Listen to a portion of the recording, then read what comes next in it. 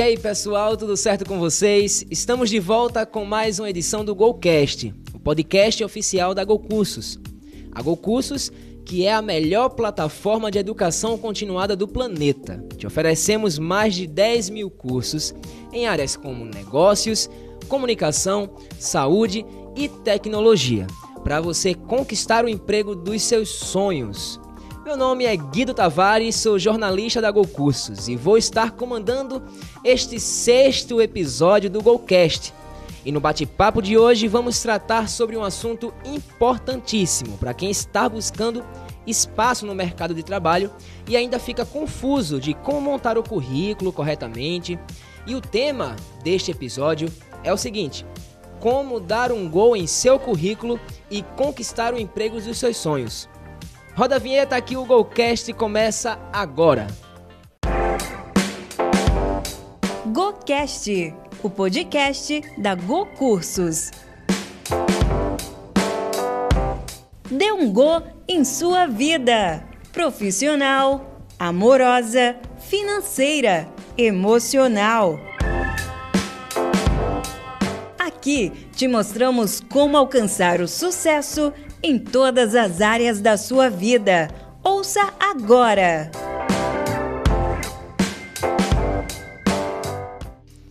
Elaborar um currículo com precisão, expondo todos os detalhes, desde o perfil profissional até a maneira que o candidato consegue chamar a atenção do recrutador, é um caminho complicado.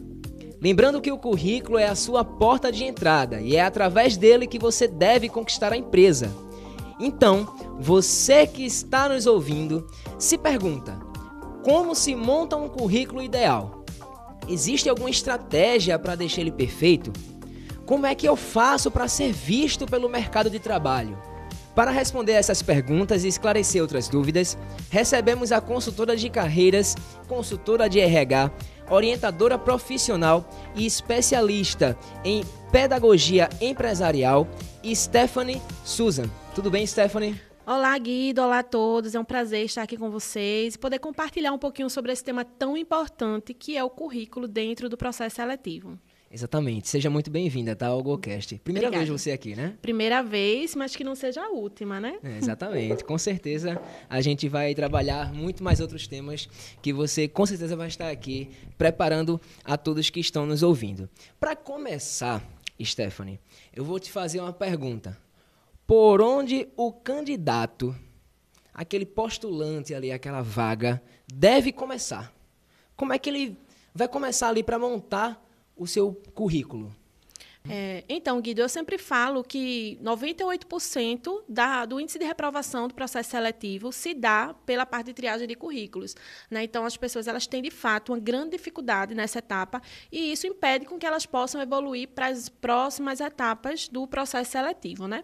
E o como começar, né? Um dos erros mais comuns, eu acho que é a parte inicial do currículo, a parte vital é a parte de descrever, é o momento de descrever as experiências profissionais, né?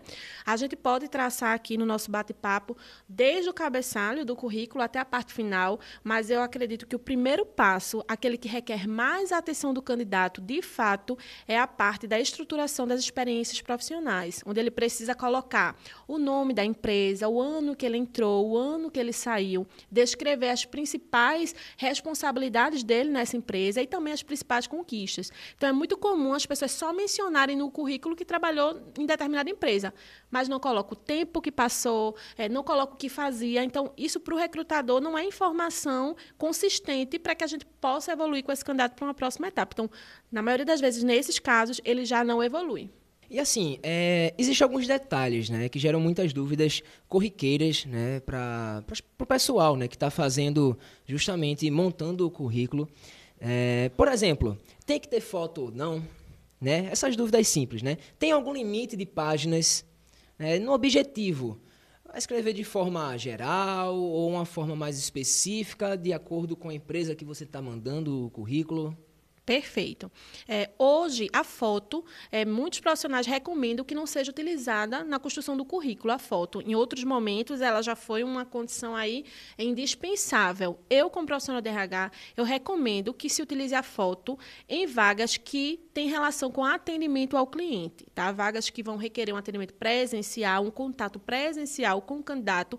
Essa foto ela é importante. Por quê? Porque a apresentação pessoal para essas vagas é uma condição importante. Então, para essas vagas, eu recomendo, desde que seja uma foto que transpareça seriedade, profissionalismo, né? Isso não quer dizer que você precisa fazer uma foto em estúdio. Você pode, na sua própria casa, com um traje mais profissional, você pedir que alguém faça essa sua foto da cintura para cima, ou até mesmo você bota o celular lá e programa para bater a foto da cintura para cima, faz aquele recortezinho, né? Aquela ediçãozinha, e coloca no seu currículo, inclui no seu currículo. Super vale a pena, né? Se for uma vaga de atendimento ao cliente, é importante, a foto ela é importante. Eu recomendo, Guido, que o candidato ele construa um currículo com, no máximo, 2 páginas, né?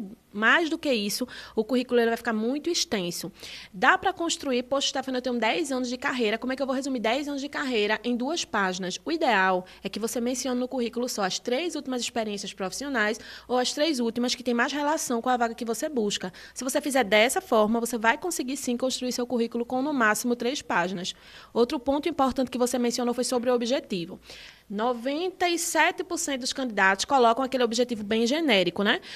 Fazer parte dessa conceituada empresa, dando o meu melhor, contribuindo, aprendendo, enfim. Esse tipo de objetivo ele não se usa mais, tá? O objetivo tem que ser a vaga a qual você deseja, a área a qual você deseja. Então, atuar na área de recursos humanos, atuar na área de atendimento ao cliente. Então, você precisa colocar no objetivo, né, qual é o segmento, qual é o nicho de mercado que você deseja atuar. E é justamente nesse ponto que eu quero tocar agora, que é o seguinte: o mesmo currículo, ele pode ser usado para diferentes vagas ou tem que ser especificamente enviado de acordo com a empresa e com a vaga que você busca?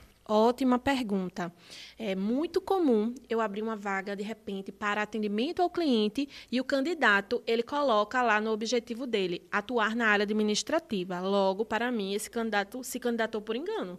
Então, ele não tem interesse por essa oportunidade. Então, sim, nós devemos ter versões de currículos direcionadas a objetivos diferentes, considerando aquela dica do objetivo, atuar na área administrativa ou atuar na área de atendimento ao cliente, e também, caso necessário, mexendo nas experiências profissionais. Então, vamos imaginar que você está buscando uma oportunidade na área de atendimento, mas também na área administrativa. Tem uma trajetória aí de 10 anos de mercado, então você pode consolidar para o currículo administrativo mais as suas experiências voltadas para a área administrativa e no currículo para a área de atendimento mais as suas oportunidades voltadas para a área de atendimento. Dessa forma, o seu currículo ele vai ser mais assertivo, ele vai ser enviado de forma direcionada para a vaga que você procura. E isso, sim, vai te ajudar a dar um gol aí na sua busca de recolocação. Outro questionamento, né, com as minhas pesquisas que eu fiz para a gente conversar hoje sobre currículo, eu lembrei que tem muita gente, né, que brinca, existem memes na internet e tudo, dizendo assim: poxa, a empresa, ela só quer pessoas, todas as empresas só querem pessoas com experiência, né? E eu, que não tenho experiência ainda, como é que eu vou me encaixar, né, no mercado de trabalho? Então, com relação a essas pessoas que não têm essa experiência, o que elas devem fazer? O que colocá-la no currículo? Ótima pergunta, Guido, também essa. Vamos lá. Hoje, as pessoas elas perdem muitas oportunidades de enriquecer seu currículo com as suas experiências informais, com as experiências de voluntariado, com as experiências de lideranças em igreja, por exemplo, em associação de moradores, enfim, outras atividades, né, que elas fazem, mas que sim geram aprendizado e geram experiência, principalmente de relação com pessoas, tá? Então, às vezes a pessoa ela não tem nenhuma experiência formal, mas ela tem inúmeras experiências informais e ela acredita que porque isso não foi em carteira assinada, ela não pode colocar isso no currículo. E é justamente essa orientação que eu trago para os meus clientes de orientação profissional. Você pode e deve. Poxa, Stephanie, eu não tenho nenhuma experiência formal, mas eu exerço uma liderança na minha igreja, eu faço a liderança aí de 200 jovens na igreja. Posso colocar? Sim, eu exerço uma liderança ali, eu tenho um trabalho com aquelas pessoas e aquilo ali, com certeza, está desenvolvendo em mim competências que podem ser aproveitadas pelo mercado de trabalho, sim. Mas com relação ainda a pessoas que nem têm essa experiência formal e até pessoas que não têm essa experiência informal. Não sei se já aconteceu algo na sua área com relação a isso, mas como lidar? Quem não tem experiência realmente alguma, com nada. Perfeito. Pessoas que geralmente não têm nenhum tipo de experiência, o mercado, de fato, ele tem uma dificuldade de absorver esses profissionais, né? Eu acho, inclusive, que o mercado perde muito por isso, porque tem muitas pessoas que elas só querem uma oportunidade, né? A gente vive uma geração aí, os millennials, eles já nascem com habilidade, eles já nascem pós-graduados em tecnologia. Então, assim, perdemos muitas oportunidades justamente por essa cultura da necessidade da experiência, né, formal, ou seja, qual ela for, né? Então, esse jovem que ele quer ingressar no mercado, ele, com certeza, não adianta dizer que isso não existe, porque seria hipocrisia. É uma realidade. Eu, como consultora de RH, eu vivencio isso. O profissional, o cliente diz, olha, eu quero, mas eu quero com experiência. Então, é difícil. Porém, esse jovem, ele pode recorrer a outras habilidades que vão ajudar ele nesse processo. Quais são essas habilidades? O que é que ele pode investir? Em cursos de educação continuada. Isso aí é a grande sacada do jovem que não tem experiência profissional, mas que está ali gastando aquele tempo dele, investindo, na verdade, aquele tempo dele em aprendizado contínuo. Então, ele faz um curso de oratória, ele assiste uma palestra, ele faz um curso online, ele vai para uma palestra. Então, esse momento de aprendizado vai fazer diferença na hora da entrevista, porque ele pode se sobressair muito mais do que pessoas até com experiência pela comunicação e vai gerar nele um aprendizado, né? E até uma própria segurança na hora do processo seletivo ou na hora que ele tiver até contato com o recrutador. Pode não ser entrevista, mas ele teve um contato com o recrutador e chamou a atenção. Isso pode gerar uma oportunidade. Então você que está nos ouvindo aí, que precisar de uma educação continuada, temos a GoCursos. Pois é, GoCursos tem mais de 10 mil cursos em educação continuada. Então é só acessar lá nosso site, procurar nossas redes e ficar por dentro de tudo. Olha, você falou sobre tecnologia, né, essa geração millennials e tal. E aí eu tenho uma pergunta a fazer. Qual a melhor forma, atualmente, de enviar um currículo? Por e-mail ou entregar em mãos? Perfeito. Vamos lá. Eu quero abrir um parênteses para falar sobre um ponto bem importante, que é a falta de atenção na hora de enviar o currículo. É frequente eu divulgar uma vaga e lá no anúncio está direcionando. Você vai lá. Por exemplo, eu tenho um portal de vagas. Nesse portal de vagas, o link fica na bio do meu Instagram. E aí eu recomendo que o candidato vá no link da bio do meu Instagram, acesse o portal de vagas e faça o cadastro no meu site, que é onde começa todo o processo seletivo. Está na arte da vaga. Aí o candidato vai e manda para mim no direct. Como eu posso enviar o currículo? Opa, eu já percebo nesse candidato falta de atenção. Né? Às vezes, na arte, tem essa orientação. Aí o candidato vai e manda a seguinte mensagem: qual o e-mail que eu posso enviar o currículo? Então, para mim, isso já é um indicativo no processo seletivo de falta de atenção. Então, antes de responder a tua pergunta, eu quero frisar com o candidato que tudo no processo seletivo é avaliado. Então, a atenção ao canal de envio é super importante. Então, vamos lá que a gente direciona para enviar para o e-mail. Geralmente, recrutadores dizem, coloque lá no título da vaga, no título do e-mail, o nome da vaga que você procura. Muitos candidatos não colocam. Isso impacta na seleção, sim, porque quando eu vou puxar pelo filtro, esse candidato não vem, porque ele não seguiu a orientação. Então, a atenção é o primeiro ponto dessa tua pergunta, tá? Segundo lugar, qual o melhor caminho hoje? Grande parte das empresas trabalha com envios de currículos ou sites, né? Como, por exemplo, eu trabalho com sites, para o cadastro desse currículo, porque isso otimiza, isso traz velocidade. Então, o currículo de mão em mão, ele já não é algo tão popular e a cada ano que vai se passando, isso vai ficando mais em desuso, né? Então, o melhor caminho, de fato, é o e-mail, é a atenção aos sites de cadastro, né? Então, esse, de fato, ele é o caminho mais efetivo, mais comum. A tecnologia, ela vai nos levando para isso. Existe outro ponto com relação à montagem do currículo, que até eu já tive essa dúvida também, que é como definir, como colocar o nível de língua estrangeira no seu currículo, né? Ah, não, eu assisto série, eu assisto filme legendado, então, eu já sou intermediário no inglês, por exemplo, no espanhol. Não é bem assim, né? Como o candidato, ele deve ter cuidado, até para não acabar mentindo no seu currículo com relação a essa experiência, né, em língua estrangeira. Perfeito. Eu tenho até um conteúdo sobre isso no Instagram que fala sobre a questão da mentira no currículo, né? 97% dos brasileiros mentem um pouquinho, mas mentem no currículo. E essa questão da língua estrangeira é muito comum. Então, as pessoas acreditam que colocando cursos que não fizeram ou coisas que não vivenciaram vai enriquecer o currículo e isso vai lhe dar uma oportunidade. Ok, você pode ser até chamado para o processo seletivo, mas no momento da entrevista, essa mentira ela pode ser detectada, né? E o pior de tudo, é se você chega a passar no processo seletivo e no dia a dia você não consegue executar aquilo que você mentiu que tinha.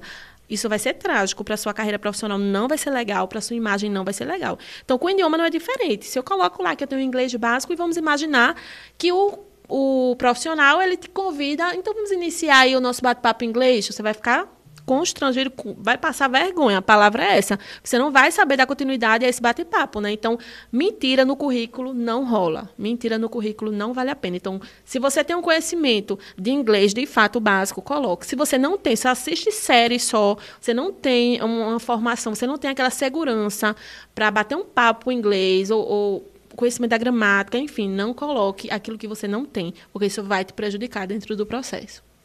Certo. Continuando nesse âmbito de mentiras aí, em minhas pesquisas, né, também com relação a esse assunto, percebi que existe uma grande massa, né, de candidatos que omitem algum tempo de desemprego, por exemplo. Até por receio mesmo, né, de a empresa ver, passou 2, 3 anos desempregado e até com certo preconceito, não sei, acabar eliminando ele do processo seletivo. Como é que se dá esse processo? Como é que vocês, do outro lado, enxergam pessoas que estão há muito tempo desempregadas? Nesse sentido, como é que vocês enxergam, como é que vocês avaliam? Ótimo. Primeiro, que o que vai chamar a atenção daquele candidato são as experiências profissionais dele, né? O histórico profissional.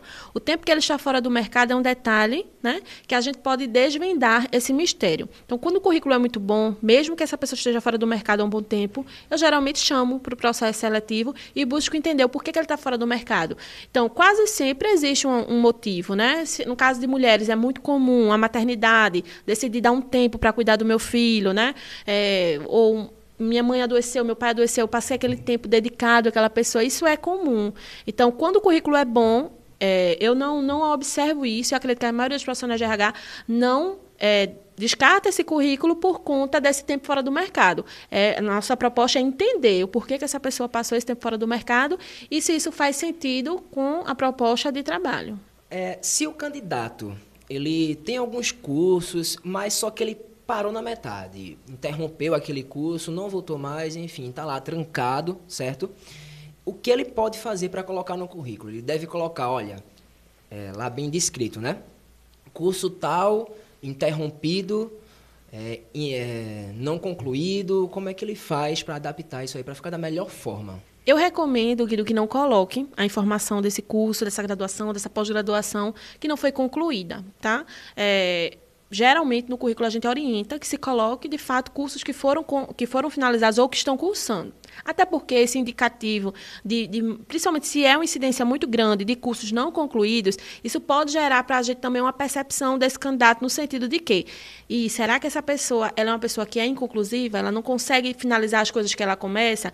Então, isso pode trazer uma impressão negativa. Então, se você não terminou o curso, você trancou, você abandonou, não menciona no currículo. Deixa para colocar lá dentro do teu currículo só aquilo que, de fato, você concluiu. Porém, você pode até mencionar no processo seletivo. Vou te contar uma história. Eu fiz um processo seletivo de uma candidata e ela, no último período, ela perdeu o FIES e aí o curso de fisioterapia era o sonho da vida dela, ela perdeu o FIES e precisou trancar o curso, né? Então, no currículo dela não vinha essa informação desse curso de fisioterapia, porém, na entrevista ela mencionou e ela disse, hoje eu busco uma oportunidade no mercado porque eu preciso resolver a minha questão com a faculdade, né? Uma vez que eu perdi o FIES, eu preciso fazer esse ressarcimento e eu tenho um sonho de terminar minha faculdade, então esse é o meu propósito. Então, ela mencionou, ela trouxe sentido, essa inconclusão do curso dela, ela conseguiu fazer um link com a oportunidade de trabalho e trazer um sentido para aquela vaga, sabe? Para o porquê dela estar ali. Então, nesse sentido, você pode trazer na entrevista, né? Muitas pessoas mencionam, eu quero concluir meu curso, mas eu dependo da oportunidade de emprego. Então, eu acho super válido. Mas no currículo mencionar um curso que não foi finalizado não é legal. E com relação à pretensão salarial, é necessário colocar no currículo? Não é necessário? A empresa pede, não pede? Como é que se dá isso? Pronto. Pretensão salarial é um ponto que deve ser mencionado quando solicitado, tá? Então, muitas vezes não pede, não fala nada de pretensão salarial, a pessoa já está colocando ali a pretensão salarial, às vezes muito acima do que a vaga demanda, então eu nem pedi a pretensão, mas eu já está pedindo um valor muito acima do que a vaga demanda, então eu já entendo que não vale a pena a gente dar continuidade ao processo, que você não vai ter interesse. Às vezes a pessoa traz uma proposta muito abaixo da realidade do cargo. Então, assim, a pretensão salarial, de maneira geral, ela tem que ser colocada quando ela é solicitada, tá certo? Quando não se entra no mérito de pretensão salarial. De acordo com o levantamento da empresa de recrutamento online Cato, ela aponta que 30% dos recrutadores eles eliminam currículos em até 10 segundos. Como o postulante é aquele cargo, né? Aquela pessoa, aquele candidato, ele deve fazer para não fazer parte dessa estatística? Como é que ele vai atrair a atenção do recrutador em menos de 10 segundos para ele poder ter uma chance àquela vaga que ele está concorrendo? Então, essa regra dos 10 segundos, Guido, ela é verdadeira, né? Ela acontece e é muito comum eu me deparar com um currículo que ele tem muitas informações desencontradas, muitas cores, muitos designs, e a informação que é principal, a gente às vezes tem até dificuldade de encontrar. Então, às vezes, é a foto do candidato que pega metade da página e 2 linhas para as experiências profissionais. Então, essa não é a construção correta, e nesses 10 segundos, essa pessoa provavelmente ela não vai evoluir para a próxima etapa. Então, qual é a recomendação? Você fazer um cabeçalho do currículo objetivo, onde você vai colocar ali seu nome, né, o bairro que você mora, a cidade onde você mora, seu telefone, seu Instagram, voltou o Instagram não, LinkedIn.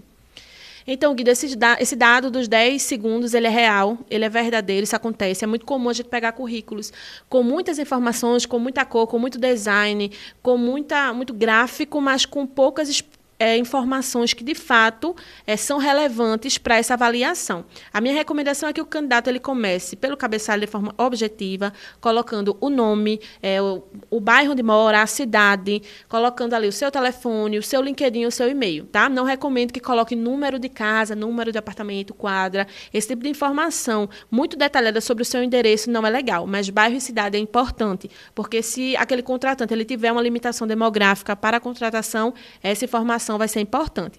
Passado esse momento, você vai colocar ali o teu objetivo, qual é a área que você deseja atuar de forma bem sucinta, como falamos. Eu recomendo também que você coloque um campo sobre o resumo profissional, onde você vai trazer ali, como o próprio nome diz, de forma muito resumida, o teu histórico. Tá? Lembre que não vai ser uma reprise do que está lá na parte das experiências profissionais. É um resumo onde você vai trazer um exemplo, tá? 7 anos de experiência na área de vendas, atuando em segmentos de educação e varejo, enfim, um resumo mesmo, pontual ali da tua história profissional. E depois você entra na parte da descrição mesmo das experiências profissionais, onde vale relembrar aí, você precisa colocar data de entrada, data de saída, o nome da empresa, o nome fantasia, tá, Guido? Muitas pessoas colocam, às vezes, a razão social, mas a razão social, às vezes, ela é desconhecida. A empresa é super famosa, mas a razão social é desconhecida. Então, coloca o nome fantasia, né, o nome pelo qual a empresa é conhecida, coloca ali principais atividades, são tudo que você fazia naquela empresa, naquela vaga, mesmo que não fosse uma atribuição sua, mas era uma atividade que você realizava, ela é válida, você colocar ali, e as suas principais conquistas. Então, vamos imaginar que eu era da área de atendimento e eu consegui elevar a área de atendimento em 10% o índice de satisfação através das minhas estratégias de atendimento. Então, isso é um case de sucesso que você precisa mencionar no currículo.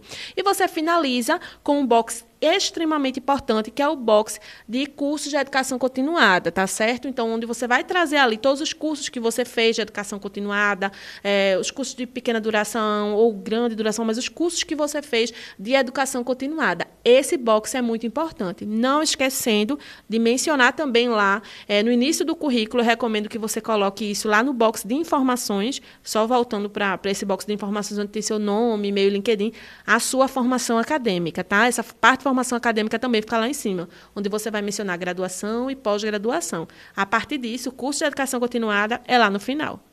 Tem algumas palavras-chave que o candidato pode usar, algumas palavras já que são específicas que o recrutador já consegue captar ali e já pegar tudo de uma vez dele? Ótimo. A gente vive a era digital, né? Então, a gente vive a era da inteligência artificial também dentro dos processos seletivos. E muitas plataformas, como a que eu utilizo, por exemplo, elas trabalham com inteligência artificial. A inteligência artificial, ela trabalha naquela análise de currículos através de palavras-chave. Então, quais são as palavras-chave que eu posso colocar ali que vão fazer com que o meu currículo ele seja selecionado, ele seja filtrado com maior facilidade? Então, gestão do tempo, análise de resultados, foco em metas, são palavras que indicam comportamentos positivos e esperados pelas empresas. Então, planejamento estratégico, outra questão que a gente pode trazer muito, na questão de relacionamento com o cliente, é um ponto também muito importante, atendimento humanizado. Então, são palavras-chave que a gente precisa mencionar no nosso currículo, que tanto mostram uma comunicação mais profissional, quanto também servem como palavras-chave, não só no nosso currículo velho, currículo da gente em PDF, né, mas também no nosso currículo lá digital, que é o LinkedIn. Falando em tecnologia, você acabou de falar em PDF, o ideal seria o PDF mesmo, não o Word, né? Isso, o ideal é o PDF. Por quê, Stephanie? Porque o Word, quando você manda, ou por e-mail, ou às vezes até pelo software, ele pode desconfigurar. E as informações ficam todas misturadas e a gente não consegue entender nada que está ali. Então, o Word não manda currículo de forma nenhuma. O modelo é PDF. Outra gafe também, que acontece muito, é mandar o currículo em foto. Bota o currículo pasme, viu? Bota o currículo em cima da cama e bate a foto, ainda pega um pouquinho do lençol. Não, gente, pelo amor de Deus, não façam isso, que não é legal. E como funciona, né, para a gente encerrar o podcast de hoje, o dia a dia, né, de quem é recrutador, de quem acompanha essas seleções?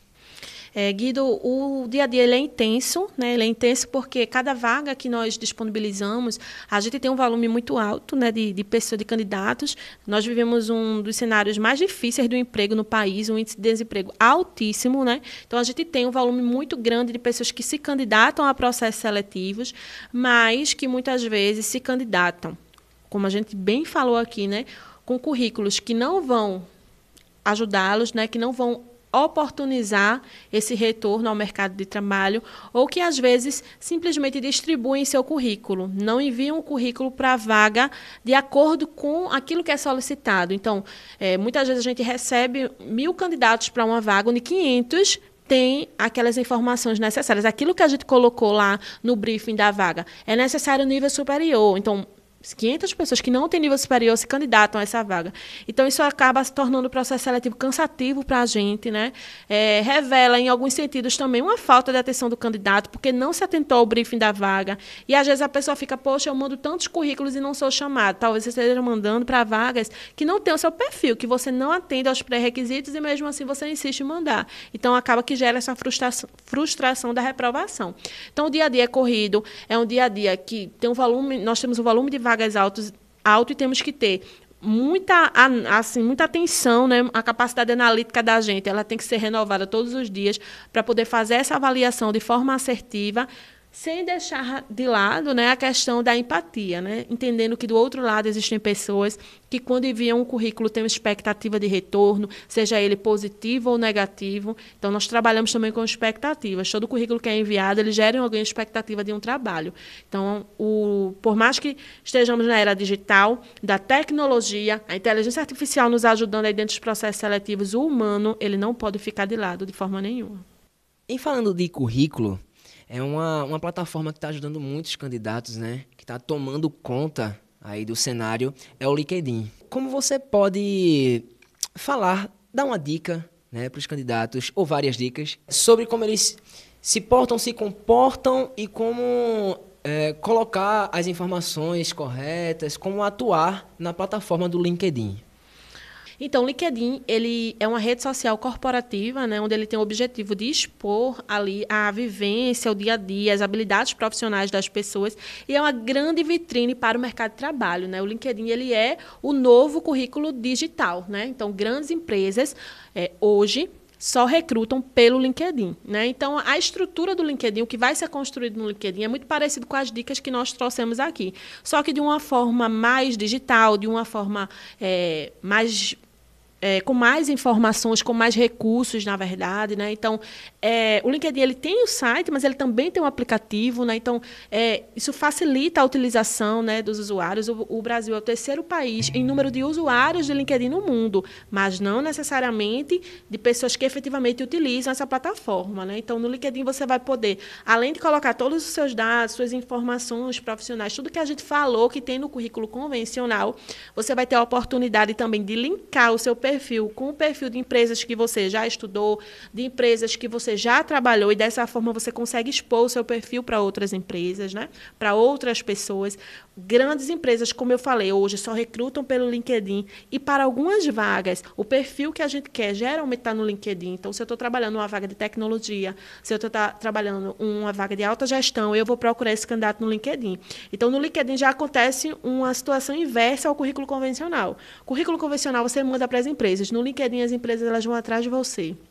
Então, é muito importante ter o LinkedIn, interagir e utilizar essa plataforma, né? O índice de pessoas que conseguem se recolocar no mercado e que conseguem oportunidades melhores através do LinkedIn, ele é muito alto. Então, fica aí o gostinho de quero mais, para em outra oportunidade a gente se aprofundar um pouco mais sobre essa temática do LinkedIn, que é muito rica. Com certeza, com certeza. Stephanie, muito obrigado pela sua participação, tá? Eu tenho absoluta certeza que suas dicas ajudaram bastante, tá? Quem está nos ouvindo, quem está precisando daquele up no currículo. Foi um prazer te ter aqui.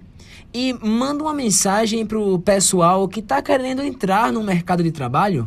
Então, gente, a gente sabe que estamos vivenciando um momento de desemprego muito alto, né? Mas dentro da construção da sua busca de recolocação profissional, não permita que a sua necessidade sobressaia as suas competências.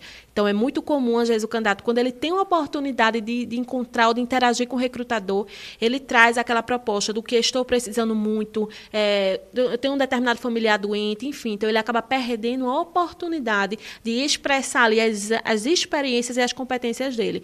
Então, vamos deixar o desespero um pouco de lado e, nessa oportunidade, vamos agir de forma racional e de forma inteligente. Exponha para o recrutador as suas experiências, pergunte se você pode enviar o currículo, né? E, dessa forma, exponha para ele, revele para ele as suas competências profissionais e não supervalorize a necessidade e o tempo que você está fora do mercado, porque isso talvez não te ajude dentro dessa busca.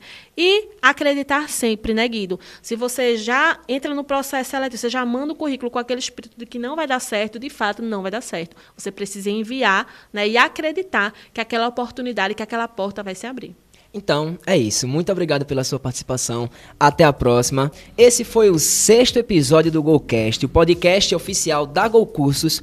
Ouça todas as nossas edições nas principais plataformas de áudio, como Spotify e também no canal da GoCursos no YouTube. O GoCast é publicado semanalmente em todos os canais da GoCursos. Sou o Guido Tavares, apresentador do GoCast, com edição técnica de Lete Carvalho. A operação de áudio ficou por conta de André Albino. Muito obrigado e até as próximas edições do GoCast. Aqui a gente te ajuda a dar um gol em sua vida. GoCast, o podcast da GoCursos. Dê um go em sua vida, profissional, amorosa, financeira, emocional. Aqui te mostramos como alcançar o sucesso em todas as áreas da sua vida.